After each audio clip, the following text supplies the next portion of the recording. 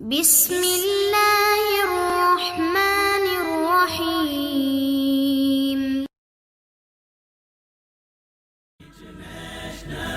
Islamic Research Center. السلام علیکم ورحمۃ اللہ وبرکاتہ۔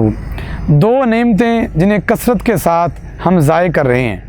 صحیح بخاری شریف میں روایت موجود ہے، حضرت عبداللہ بن عباس رضی اللہ تعالیٰ عنہ ارشاد فرماتے ہیں، حدیث نمبر 6049 ہے، حضرت رسول اللہ صلی اللہ علیہ وسلم نے ارشاد فرمایا، نعمتانی مغبون فیہما کثیر من الناس۔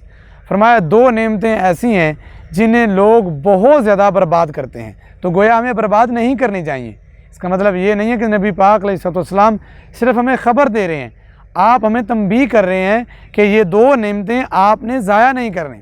فرمایا نمبر 1 الصحہ والفراغ، نمبر 1 صحت ہے اور نمبر 2 فارغ وقت ہے۔ آج ہمیں الحمدللہ اللہ تعالیٰ نے صحت دی ہے، جوانی دی ہے، اللہ نے ہمیں اچھا وجود دیا ہے، کان صحیح سنتے ہیں، آنکھیں صحیح دیکھتی ہیں، اور اللہ نے ہمیں وقت دیا ہے، تو ہمیں ان کو ضائع نہیں کرنا چاہیے، بلکہ اپنی صحت کو، اپنے وقت کو اچھے کاموں میں صرف کرنا چاہیے۔ اللہ رب العزت کے دین کے کاموں میں، لوگوں کی بھلائی کے کاموں میں انہیں لگانا چاہیے۔ اللہ مجھے اور آپ کو ان دونوں نعمتوں کی قدر کرنے کی توفیق عطا فرمائے۔